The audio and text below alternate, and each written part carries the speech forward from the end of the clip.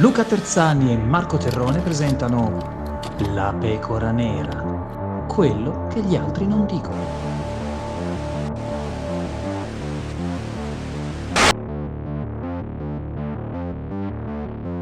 Amici della Pecora Nera, bentornati a questa nuova puntata. Oggi torniamo un'altra volta in Egitto, dopo la puntata con Corrado che è stata veramente seguitissima, è stata veramente una bella puntata. Abbiamo deciso, visto che i cavalieri sono in tre, allora a questo punto abbiamo cercato l'altra parte, l'altro aiuto veramente indispensabile per Corrado. Ma prima di presentarvelo, saluto l'altra parte dei Possemica Marco, che è l'altro 50%. Ciao Marco, bentornato. Ciao Luca, buonasera a te, buonasera ai nostri ascoltatori. Tu hai lanciato tutto, poi ti sei fermato e hai passato la palla a me. A me fai crescere l'ansia. Quindi io direi, bando alle ciance, noi questa sera abbiamo l'onore di avere come ospite il dottor Filippo Biondi. Buonasera Filippo. Ciao, ciao, grazie per l'invito. Allora, Filippo, intanto a me fa veramente piacere vederti qui in video e vedere che stai benissimo perché Corrado ci ha fatto veramente venire 5 secondi di panico perché ha raccontato che siete stati attenzionati, diciamo, mettiamola così. E tu in particolare, dice, lui è abituato alla fine ad essere al centro dell'attenzione, ma ha detto, Filippo, insomma, non era molto contento di tutta quanta questa visibilità. Intanto raccontaci, tutto bene? Sono finite queste attenzioni? O il fatto di queste scoperte continua a dare fastidio? Ma secondo me aumentano più che altro. Perché il 22 di gennaio mi ha invitato Joe Rogan da lui in Texas e sinceramente mo mi tocca fare questo viaggio per andare in Texas e tornare, ma soprattutto reggere una trasmissione americana in lingua madre, in inglese, per 3 ore e mezza. Non lo so che cosa dirò. Beh, complimenti, Beh, complimenti, infatti Joe Rogan oltretutto fa appunto le sue puntate sono molto intanto lunghe, molto precise, lui ci fa parlare molto, si aspetta molto, quindi è un bene, direi che sono contento perché è giusto anche portare questa parte d'Italia di cui siamo anche orgogliosi. Beh, spieghiamolo però chi è questo personaggio, Luca, perché magari molti dei nostri spettatori Filippo, non lo seguono. spiegacelo tu chi è. Ma ha un podcast, io non lo conosco bene, comunque, ha un podcast, so che ha tanti iscritti, e quindi poi i suoi argomenti si differiscono tra politica, eh, tecnologia e anche antiche civiltà. E quindi in quel caso lì è qualcosa anche tratta anche argomenti di tipo ufologico. E mi sembra che sia il podcast più grande al mondo. E vabbè, Beh, ha avuto ospiti eccezionali perché ha avuto da Trump a sì, Elon sì. Musk, insomma, diciamo, dopo Trump e Elon Musk direi che Filippo Biondi abbiamo Eh fatto... beh. insomma. Dai, dopo Filippo Biondi può andare anche a non Musk, dai. Senti una cosa, Filippo. Allora, noi ti abbiamo chiamato perché avevamo bisogno di trattare il discorso che del radar SAR e tutto quanto quello che voi avete scoperto. Ci faceva piacere rimanere in un campo molto tecnologico, cioè andare a capire veramente di che cosa si parla, perché con Corrado abbiamo visto tutta quanta la parte che è relativa a quello che lui segue, alle scoperte. Invece vorremmo rimanere con te che sei l'ideatore, diciamo, di tutto quanto questo ci aiuti a capire intanto dall'inizio. Partiamo dall'inizio, come vi siete incontrati e come è nata questa cooperazione tra di voi. Però ce lo deve spiegare come se lo spiegasse a dei bambini, perché noi non siamo Sì. scienziati, quindi cercheremo di afferrare il più possibile. Sì, io Corrado non ricordo l'anno perché adesso è passato un po' di tempo, però lui stava facendo delle conferenze sempre sulla piramide di Cheope, ed erano molto interessanti. E comunque, alla fine ero sempre sono stato sempre abbastanza interessato alle piramidi. E quindi ho visto queste conferenze con Corrado, di Corrado, e io non lo conoscevo, E a un certo punto ho contattato l'editore della conferenza e gli ho chiesto se poteva veicolare ehm, delle, delle domande, delle questioni che si potevano fare sulla piramide di Cheope. Quindi io avevo già in mente di capire come si poteva fare, come si potevano fare certe elaborazioni, certe scansioni, e lui ha accolto la mia domanda e ci siamo sentiti. Poi gli ho spiegato un po' bene quello che si poteva fare e quindi abbiamo cominciato piano piano a lavorare insieme e poi piano piano è diventata questa cosa qui. E praticamente adesso stiamo facendo questo progetto che ritengo sia molto anche grande come progetto, perché noi, ecco, tutto è partito da un'email, questa cosa qua, e terminerà, io spero, a fare degli scavi, quindi a procedere a degli scavi che io non chiamo scavi, ma chiamo delle pulizie, per cercare di capire se quello che abbiamo visto in che modo corrisponde a quello che abbiamo visto, le cose che troveremo, se le troveremo, in che modo andranno ad essere sincronizzate alle misure che abbiamo fatto dallo spazio.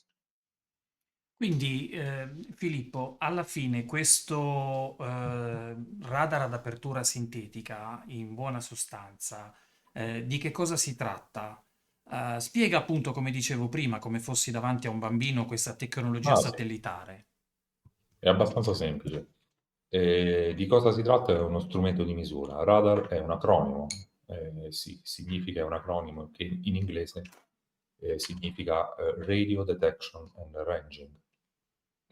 Radio, onde radio, detection è una parola che esiste nel mondo anglosassone, ma non esiste in italiano, però io penso quella che si avvicini di più sia rilevazione, quindi rilevazione con onde radio, eh, e nel frattempo che io rilevo qualcosa, ne approfitto e ne misuro una distanza. Quindi radio detection and ranging. Siamo ai tempi di Guglielmo Marconi, si doveva trovare un modo per navigare con le navi in sicurezza, perché prima c'era stato l'affondamento del Titanic, varie, come si dice, scontri, soprattutto nella navigazione notturna, no? Oppure in cattive condizioni meteorologiche, per esempio con la nebbia. Tutto è nato per delle necessità dovute al trasporto, sia navale, ma soprattutto navale, perché ci troviamo nei tempi antichi, e sia aereo. E quindi le onde elettromagnetiche erano state scoperte e se ne doveva trovare un'applicazione. Una di queste era il radar. Dice, io riesco se riuscissi a costruire un dispositivo che emetta energie elettromagnetiche, tramite l'eco di chi mi trovo di fronte, io posso misurare a che distanza è. E questo mi serve per navigare in maniera sicura. E sì, effettivamente è andata così. Il problema era all'inizio, nei tempi antichi, nei tempi antichi, lo chiamo tempi antichi, parliamo di 100 anni fa, insomma, 120 anni fa. Non c'era la possibilità di trasmettere onde elettromagnetiche ad alta potenza, perché si era visto che nel radar la potenza di ricezione, quella effettivamente che mi ritornava indietro, era molto bassa, perché decade con la quarta potenza della distanza, quindi è un problema. Però poi la tecnologia è andata a supporto di questo, oggi, o comunque anche all'epoca, si aveva la facoltà da un certo anno in poi, di costruire dei trasmettitori con potenza elevata, e allora è nato il radar. Questo radar poi è andato a finire, piano piano, è andato a finire nello spazio. E per questioni per cercare di compensare delle esigenze che erano nostre, cioè Nel senso, era possibile effettuare o comunque scattare delle foto dallo spazio? Sì, è possibile, portandoci sopra, per esempio, delle macchine fotografiche, ma anche un radar. Quindi si usa il radar perché non sempre è possibile scattare foto normali, foto ottiche, elettroottiche sulla Terra, per due motivi. Uno perché mezza Terra è nel buio e mezza Terra è nella luce, sempre. E per il secondo motivo è che molto spesso si incontrano le nuvole e quindi non è possibile vedere oltre le nuvole. E quindi il radar dà una risposta a tutte e due, cioè nel senso che essendo un sensore attivo, cioè trasmette di proprio l'energia che poi tornerà indietro, può funzionare sia di giorno che di notte, ma la particolare onda elettromagnetica, quindi ha una certa lunghezza d'onda, no? La lunghezza d'onda penetra le nuvole e quindi le nuvole sono trasparenti al radar e quindi io posso avere sempre una fotografia. Quindi qua ci troviamo intorno agli anni 70, agli anni 80, gli anni 90 e poi fino agli anni 2000 al giorno d'oggi dove questo radar che è diventato sempre più piccolo, quindi viene montato su satelliti di piccola, di media, ma anche di grande di dimensione, che sarebbe il peso, mediamente dai 120 kg ai 300 oppure anche ai 1000 kg. Quindi questa è l'entità del peso di un satellite che trasporta un radar ad apertura sintetica. È possibile ottenere fotografie ad alta risoluzione della Terra. Filippo, voi Sì, però siete passati dall'utilizzare il radar, che veniva utilizzato per, diciamo, per monitorare dighe, per trafori, siete passati alla piramide di Giza. Malanga ci ha detto che la cosa fondamentale, dove è stato la differenza? Quello che chiamiamo, possiamo chiamarlo il protocollo Biondi? Cioè il tuo brevetto che alla fin fine trasforma i segnali radar in tomografie sonore o 3D. Quindi non abbiamo più solamente l'onda elettromagnetica, ma quindi non utilizziamo solo i fotoni, ma utilizziamo i fononi. Ecco, infatti io diciamo, mi fermerei su questa definizione che hai dato, Luca, cioè tomografie sonore, che è meravigliosa questa. sì, sì. Sì, perché noi abbiamo sfruttato una parte, secondo me, che non era mai stata vista finora, cioè quella di aver percepito tecnicamente si chiama un nuovo canale di comunicazione, che è quello della- del suono. E praticamente attraverso delle trasmissioni elettromagnetiche che sono molto, si chiamano in gergo radar trasmissioni coerenti, Mm? nel senso che si conosce bene come la storia dell'onda elettromagnetica, certo la propagazione, in che modo si propaga l'onda elettromagnetica, in termini di fase, cioè l'angolo dell'onda elettromagnetica. Quindi attraverso trasmissioni coerenti noi siamo riusciti ad ottenere informazioni riguardo le vibrazioni superficiali del terreno. Cioè, se il terreno si muove in maniera alternativa, nel senso di vibrazioni, l'onda elettromagnetica che ci va sopra viene caricata di una informazione aggiuntiva sotto forma di effetto Doppler, che andrà a modulare il segnale ricevuto in funzione della vibrazione che si trova a terra. È abbastanza semplice come principio. E mediante questo fenomeno noi siamo riusciti a vedere cose all'interno sia della piramide di Cheope, sia di tutte le altre piramidi, ma anche informazioni preziose contenute sotto la piana di Giza. Che E poi quindi abbiamo reso noto quello che abbiamo fatto.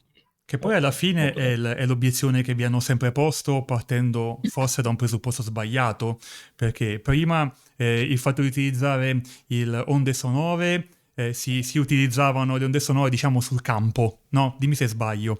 E quindi la grossa innovazione è stato quello di mandarle direttamente dal satellite. Certo, certo. E la cosa importante, allora, le obiezioni sono state queste, ma più che altro perché siccome l'ambito scientifico riguardante il radar ad apertura sintetica è molto di nicchia, quindi Mhm. diciamo tutta la pletora dell'umanità che si trova sulla Terra non ne capisce niente, quindi alla fine parlano a bambino. E quindi siamo in pochi e quindi diciamo le persone a tuttora dicono guardate che le onde elettromagnetiche non riescono a penetrare la Terra. Vabbè. A Roma si dice e grazie a Orazio, insomma, per non dire qualche altra cosa. E qui, e Pensavo quindi peggio, vabbè, pensavo A dicesse Roma si dice peggio. così, Pensavo peggio. esatto. sì, e grazie Mazza, no? E quindi io mi mettevo a ridere, mi metto tuttora a ridere, insomma, ma Ma non è per penso niente. il primo brevetto, forse il primo paper che avete pubblicato era proprio questo, no? Serviva per mettere in risalto il Sì, fatto di riuscire a trovare tramite il SAR, tramite i fononi, quello che già si conosceva all'interno di strutture note. esatto, sì signore. Ma poi anche prima ci sono stati paper pubblico paper sulla, come si dice, sulla stima delle vibrazioni prima di Cheope, quindi sul fatto di monitorare le infrastrutture, monitorare i ponti, monitorare le dighe. È possibile farlo mediante l'uso del radar ad apertura sintetica. Lo si fa in maniera un po' più approssimata rispetto a stare a installare dei precisi accelerometri in situ, però va bene, va bene così. Ma la cosa importante è che questa cosa ha fatto in modo di capire, di comprendere come è fatto il sottosuolo di Giza, no? Della piana di Giza. E, e quindi sono uscite fuori delle strutture che non si conoscevano prima, per esempio delle grosse, chiamiamole camere, io le chiamo camere, che si trovano sottoterra, e comunque dei condotti verticali che dalla base di ciascuna piramide scendono sotto. E tutte queste cose veramente ci hanno fatto in modo di, almeno per noi che abbiamo fatto la ricerca, di comprendere effettivamente quello che si trova sotto la piana. E a tal punto che noi in questo momento stiamo in negoziazione con le autorità egiziane per cercare di avere delle autorizzazioni per fare dei lavori su dei punti precisi che si trovano sulla piana e cercare di comprendere se è possibile conoscere di più sul sottosuolo di Giza. Io, Conoscere di più. io vorrei tornare, se me lo permetti, un pochino indietro perché ho questa curiosità da quando abbiamo parlato appunto con Corrado. Ovvero, perché quando si sente parlare di satelliti sembra una cosa estremamente complessa e complicata attingere a determinati dati. Mi è sembrato di capire che voi avete attinto ai dati di satelliti già in orbita e che già lavorano e che questo protocollo, che Biondi chiamiamolo, sia un protocollo per la lettura di questi dati, giusto? Assolutamente sì. Mi spieghi Sì, se magari allora, ho capito male o... a questa domanda è molto semplice. Chiunque può andare su Google e digitare Kefre o Cheops, piramidi di Cheope in inglese, piramidi di Cheope o Egypt, Free Data Synthetic Virtual Download. Ok.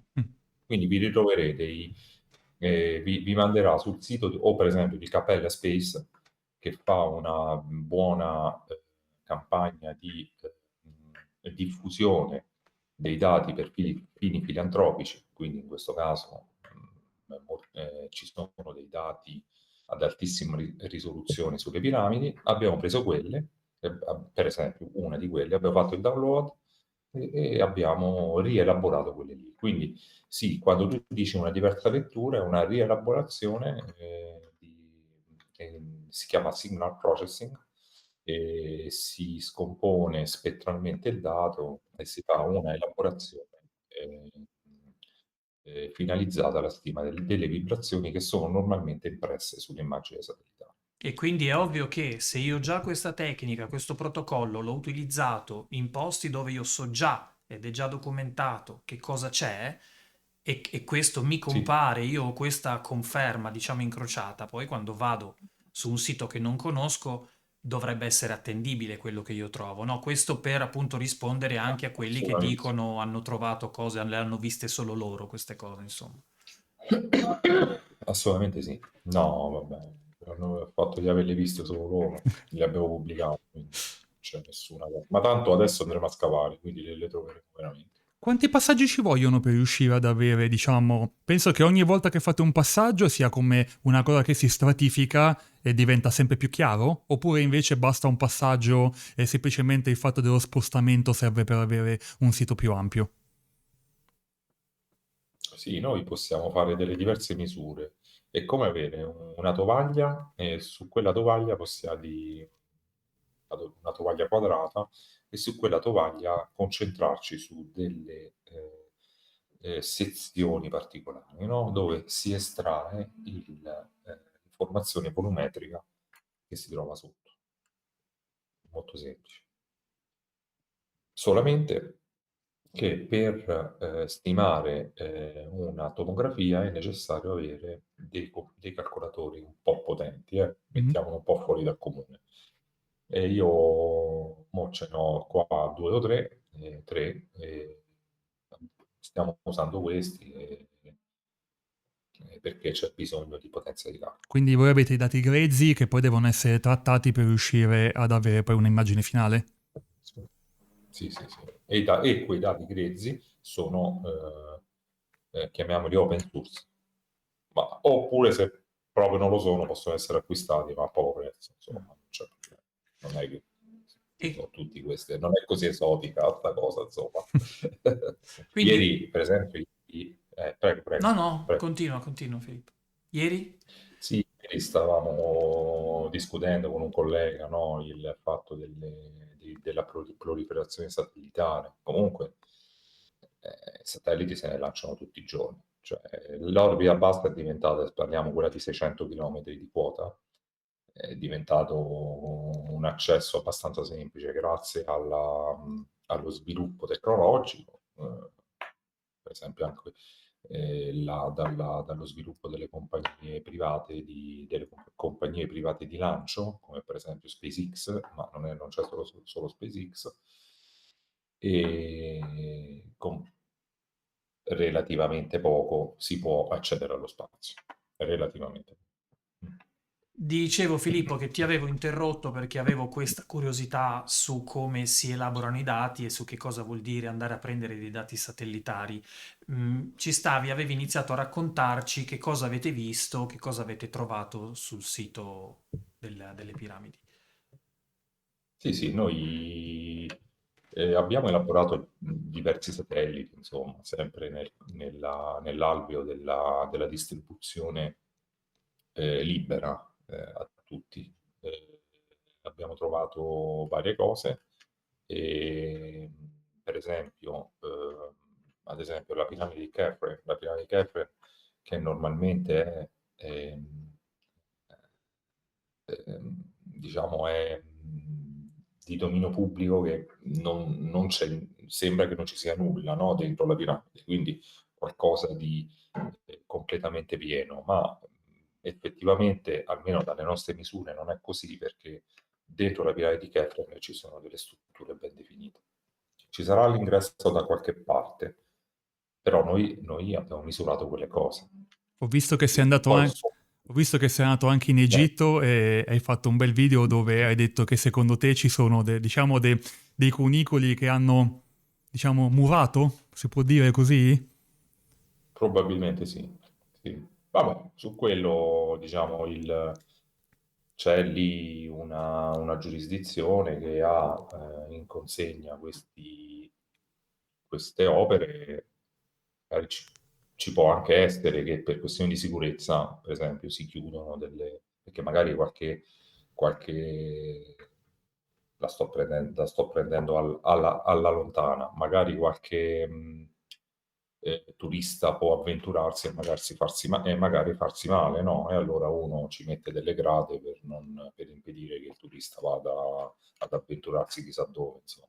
Sì, in quel caso lì abbiamo visto che sulla grande galleria sopra eh, è come se ci fosse un muro, quindi c'è la muratura dove questa muratura è mimetizzata, quindi è stata pitturata con lo stesso colore della pietra, però si vede che, che è Lo hanno un qualche mimetizzato? cosa che sta chiudendo. Lo hanno Sì, mimetizzato, sì. insomma. Ma adesso ti Sì, faccio ha pitturato come... la domanda un po' scomoda, ma cioè, chi ti deve dare l'autorizzazione per scavare è il nostro carissimo amico Zaki Hawass e i suoi accoliti? O no? Secondo me no, c'è un board, quindi c'è un consiglio. Mm. Noi faremo la sottomissione al consiglio con tutta tranquillità. Calcolate che abbiamo si dice, non ci siamo noi, diciamo che staremo un po' fuori dai giochi, perché la prima cosa che faremo è daremo mandato all'Università di Ferrara per fare delle scansioni in situ, quindi per vedere dal punto di vista ortodosso, per vedere effettivamente quello che c'è sotto. Quindi noi andremo lì, o meglio, l'Università di Ferrara andrà lì sul luogo, piazzerà i sensori geofonici per la rilevazione delle vibrazioni e da lì cercheremo di ricostruire delle tomografie effettive, quindi con misurazioni in situ, per vedere se riescano a collimare con le nostre misurazioni. Una volta che abbiamo fatto le misure in situ, abbiamo già individuato dove eh, accedere, quindi Mm. dove concentrarci sulla, chiamiamola, rimozione di debris che si trova all'interno di shaft che sono visibili dalla superficie della piana e sono localizzati tra la Sfinge e la piramide di Kefren. Lì ci sono tanti shaft, quindi si vedono che stanno proprio a livello della piana. Possiamo spiegare cos'è uno Poi, shaft? sono dei condotti verticali, Ok. dei condotti verticali. Però nel momento in cui chiunque li può vedere, si guarda di sotto, a un certo punto si incontra della terra. Cioè c'è della terra di riporto, quindi sono otturati, sono stati otturati. Probabilmente c'è stato qualche evento climatico che ha riversato della sabbia all'interno, quindi sono otturati. Quegli shaft andrebbero puliti, quindi la terra che sta lì andrebbe rimossa Mm.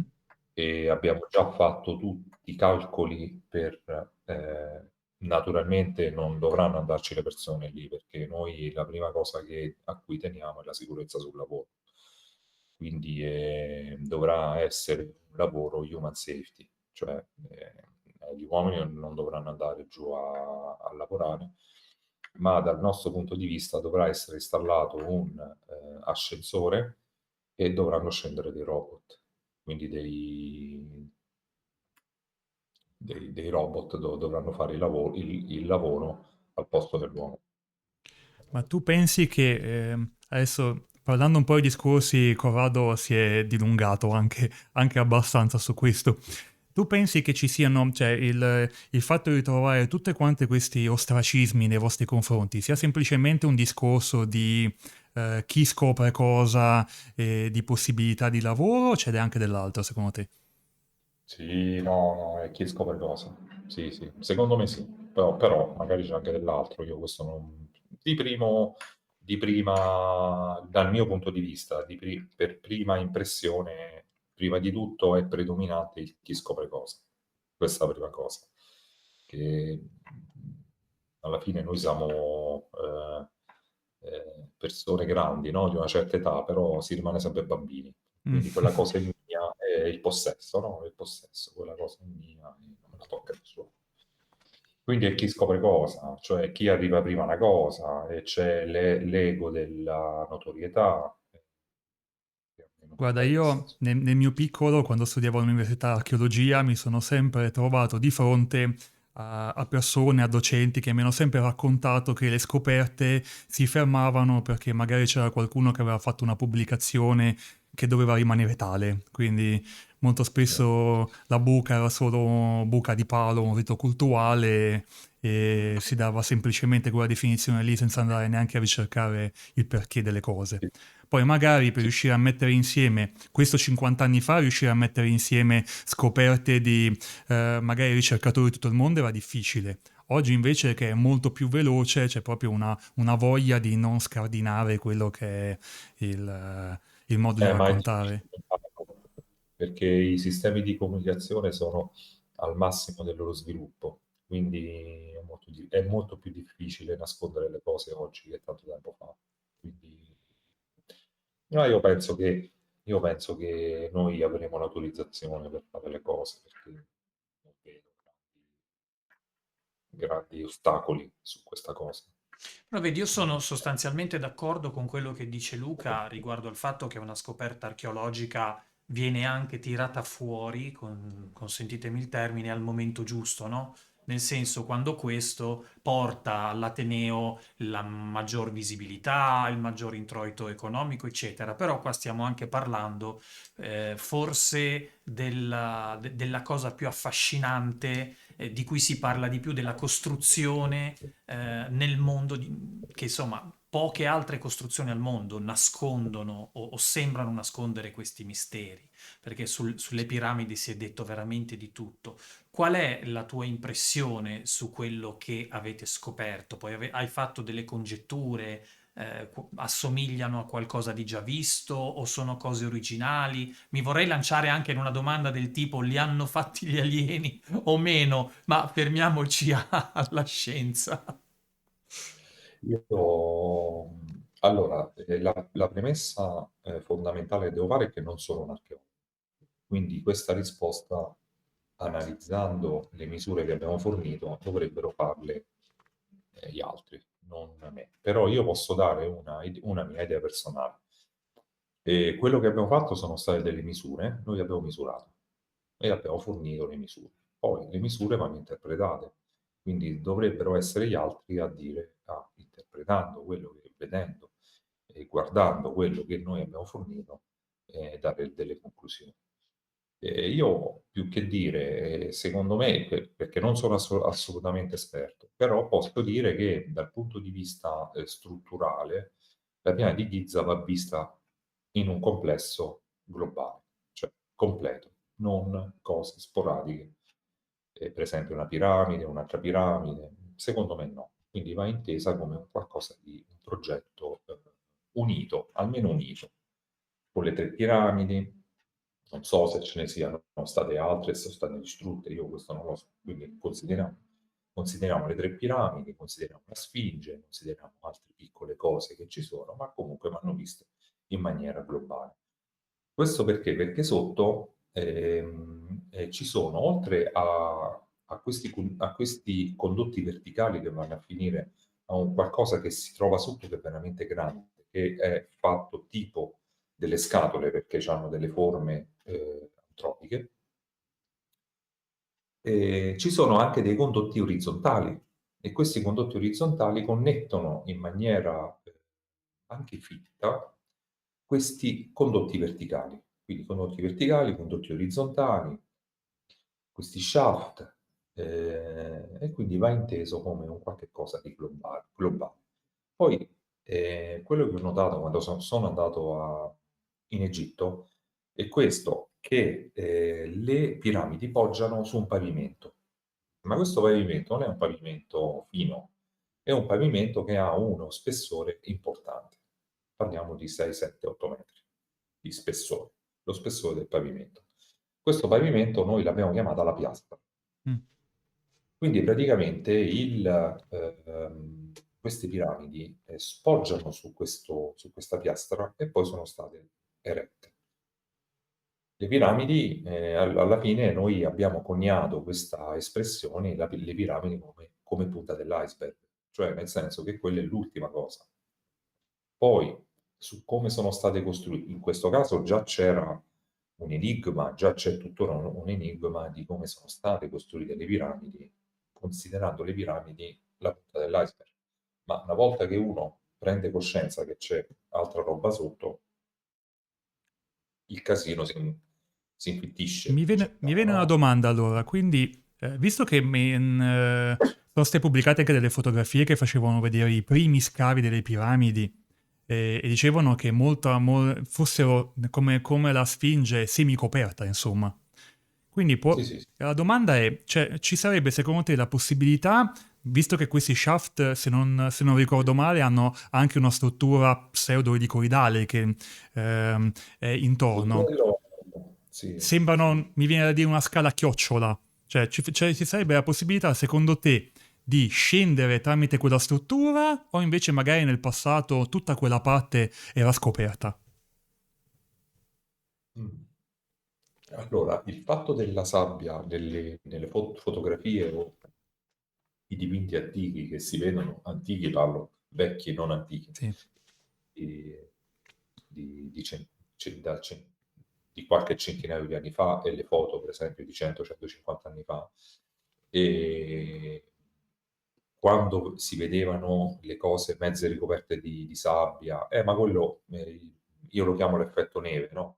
La sabbia lì, siccome non puliva mai nessuno, quindi la sabbia si accumulava, quindi la Sfinge era completamente ricoperta da questa polvere di terra e di sabbia.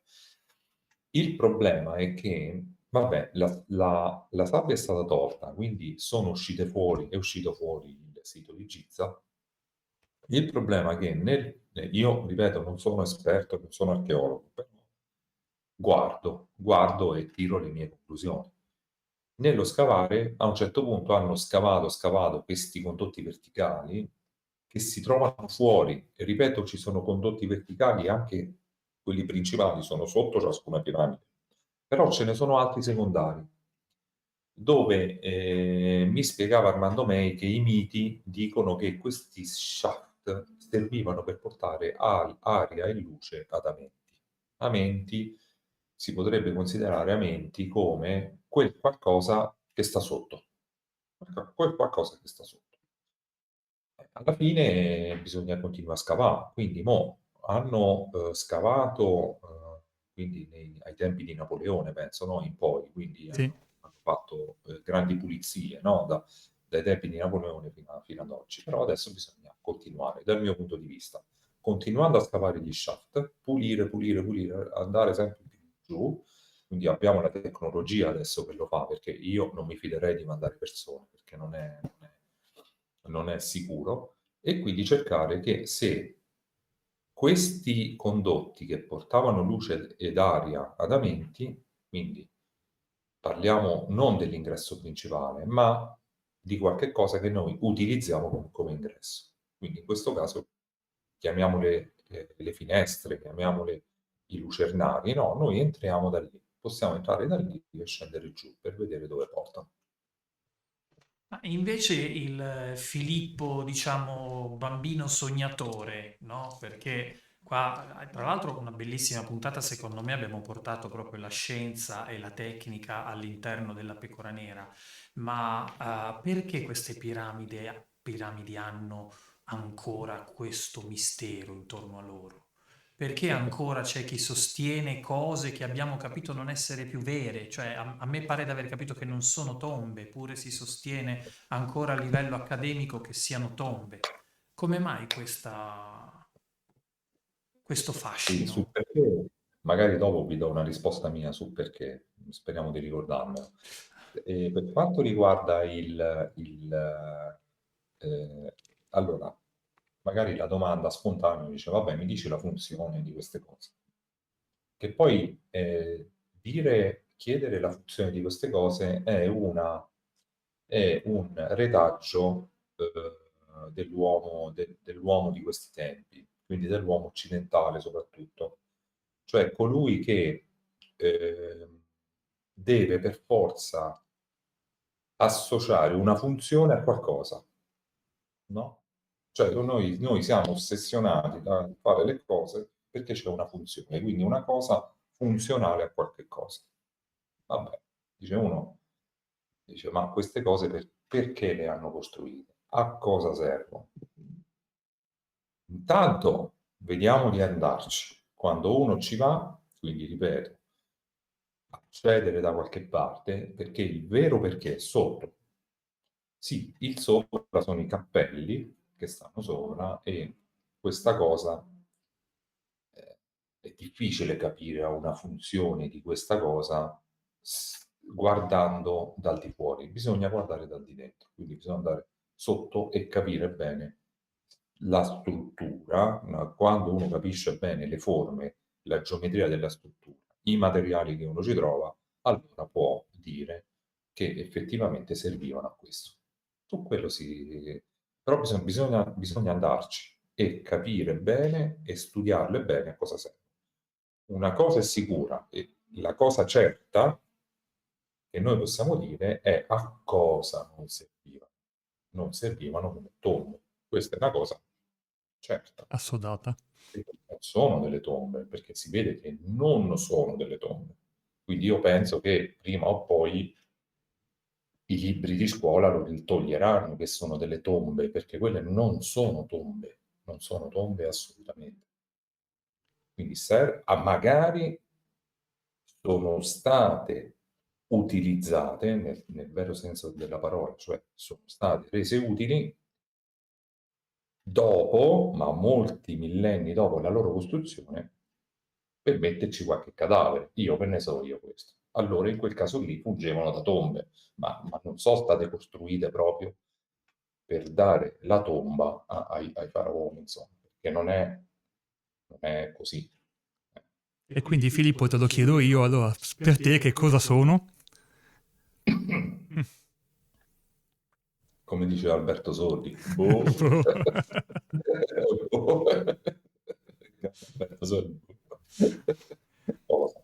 Non ne ho la più pallida idea. Però, ripeto, il non ne ho la più pallida idea è funzionale al fatto che se uno scende, va sotto, guarda, vede, studia e ne misura tutte le varie strutture, sia dal punto di vista del materiale, poi ne ha una visione d'insieme fatta bene, allora si riesce a capire a cosa serve.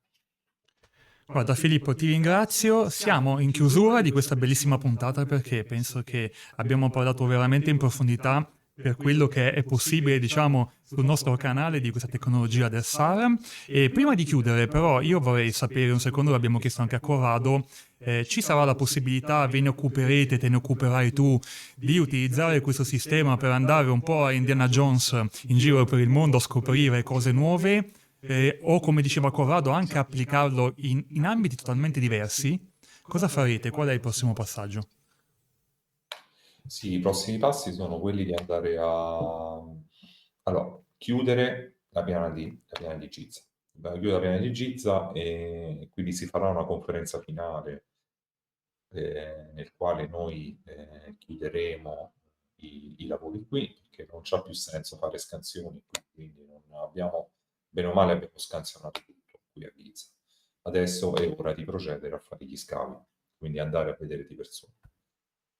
E invece dal punto di vista satellitare ci sono tanti siti che stiamo vedendo, che abbiamo veramente tante richieste e soprattutto ci concentreremo sui siti del Sud America, quindi quelli del Sud America. E poi magari qualche altro sito che si trova, per esempio, da quell'altro lato. E quindi vediamo. Insomma. Sud America, Sicuramente Sud America intendi Machu Picchu, invece il Messico, o invece andate alla ricerca di qualche cosa che non è ancora stato scoperto in posti? ci sono quelli, non ricordo il nome, ce n'è uno che ha un nome lungo, un po' impronunciabile, probabilmente a quello. Cici Nizza in Messico? Saxawayan, Ah, una sì. cosa del genere.